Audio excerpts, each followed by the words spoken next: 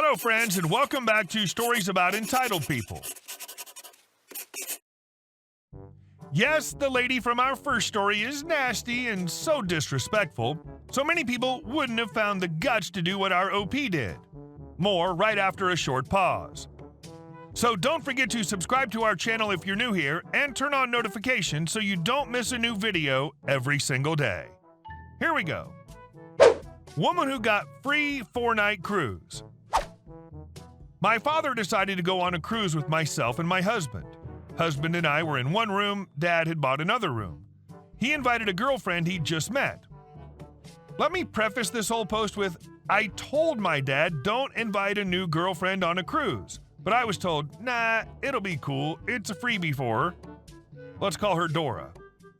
So my husband and I meet her on boarding day, and she won't stop talking, like hours on end without anyone else saying anything. We go to the muster station, and she has to get a chair because her knees are bad, so she sits with the wheelchair-bound people who actually can't stand. Then complains about the spot she's in.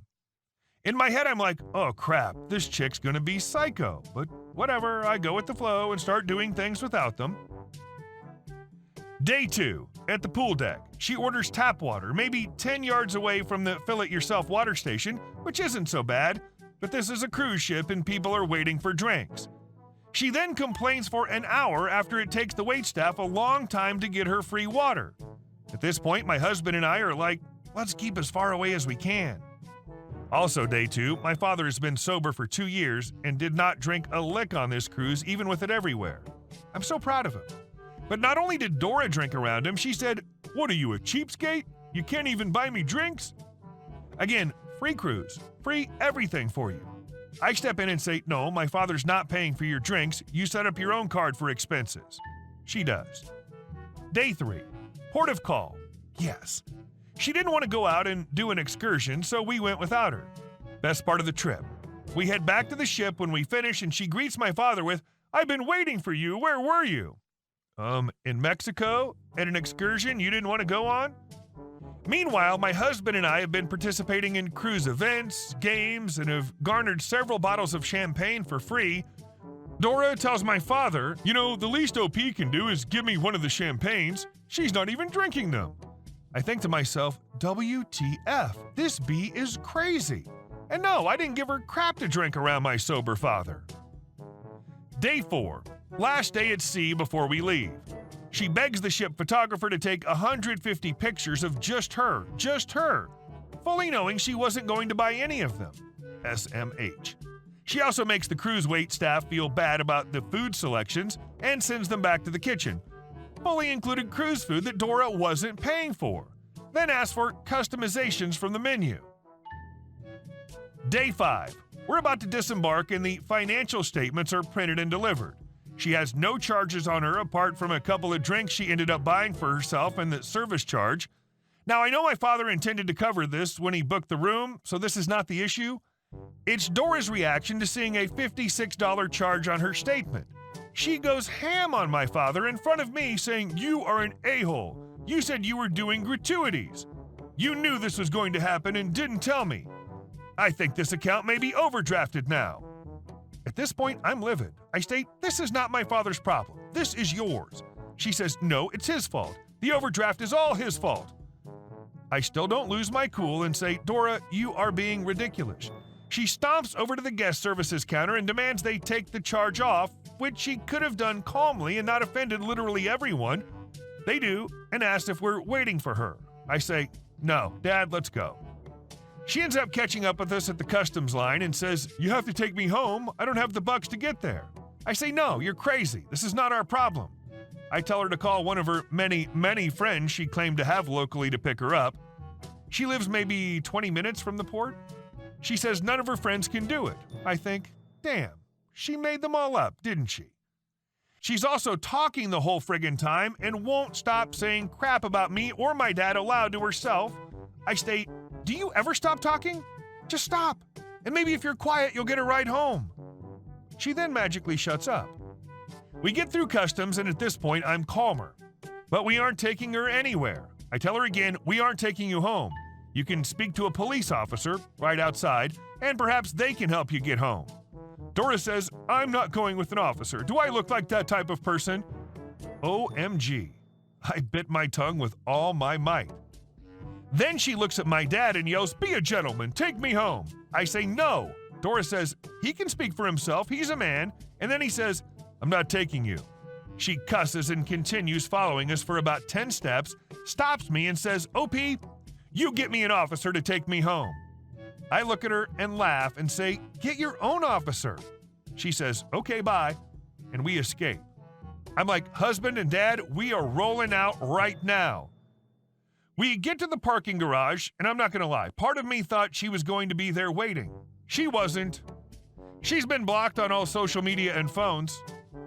Guys, I'm floored. Is this the worst person on the planet? Prove me wrong. And our second story. Answer your damn phone, lady. I work at a law firm as a receptionist. I'd also like to add that I'm a bit of an a-hole and almost certainly a little bit passive-aggressive. I think that's probably fairly evident from the fact I'm posting here. My boss has recently hired 2 new receptionists because he's terrible at employee retention. It probably has to do with not giving raises or shouting and swearing at his employees, but what do I know? I'm just going to school for HR part-time. One of the people that he hired is, to put it lightly, a little bit useless. The 2 biggest problems that I have with her is, A, she seems to think that feedback is a personal insult, and that when people try to help her fit in with the office policies, they're criticizing her as a human being. She didn't talk to the other new receptionist for about a week because other newbie asked her to answer the phone instead of painting her nails at her desk. And B, she does about a third of her job. And you have to push and beg and plead and cajole to get her to do the other 2/3.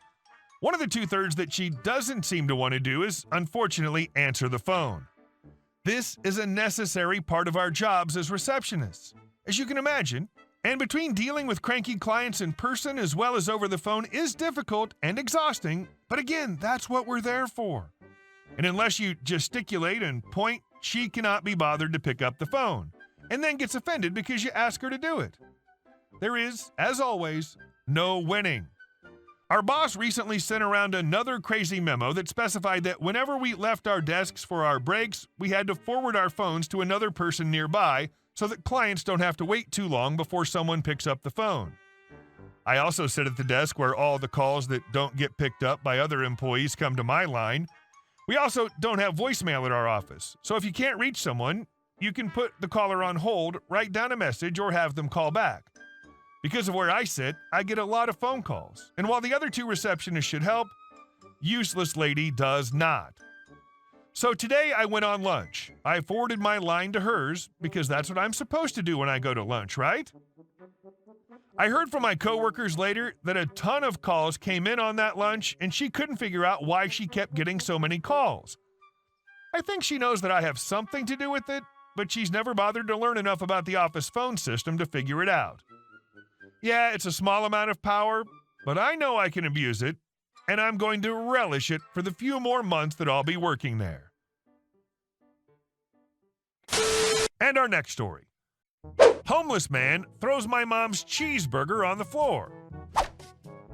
My mother told me this story long ago, about 8 years ago, but I still remember it very well. So I guess that shows how much it impacted me. My mother was going to McDonald's after work. She was a teenager at the time, and she didn't have much money. She was working part-time, and she also was a senior in high school. This was, I think, the late 80s. She went through the drive-thru and was about to head home when a homeless man waved her car down in the parking lot. The man walked up to her, and then she rolled down her window. At that point, if I was alive, I would have told her to keep driving. But she was always generous and would want to help any way that she could. She's still like that, just more cautious. She rolled down her window and the homeless man asked for money or anything that helps. He didn't give an explanation, but because my mom was a part-time working high school student, she didn't really have much money, but she did have cheeseburgers. She reached into the bag of food and got a cheeseburger for him. She bought like 3 because she said it was really cheap at the time, so she could give him one. She handed him the burger, and he looks at her like she was stupid for giving him food. However, instead of giving the burger back and walking away, he throws it on the ground and exclaims, "I want money!" You'd think he'd take anything because he told her anything that helps, but he probably wanted the money for something else other than to help him survive, if he was going to throw the cheeseburger on the ground. The wrapper opened up and it touched the concrete, so it wasn't like she could pick it up from the ground and still eat it. Well, she could, but honestly, it's gross. Obviously, my mom was hurt and then rolled up her window and drove off. She told me that she cried all the way home. She was pretty broken by that because she was so considerate and helping at the time. She didn't think that would happen. And our last story. To my old boss, it's just a business. I got my first job out of college at a relatively small, privately owned business in my field. I'd interviewed at larger companies, but I liked the smaller company feel and thought it would be a great opportunity to get experience in a lot of different areas so that I could advance my career, or even step into a larger role at the company sooner than I could at a larger one. The current owner of the company had purchased it from the founder a couple of years before I arrived, so he inherited a lot of the clients and contracts that the original owner had acquired.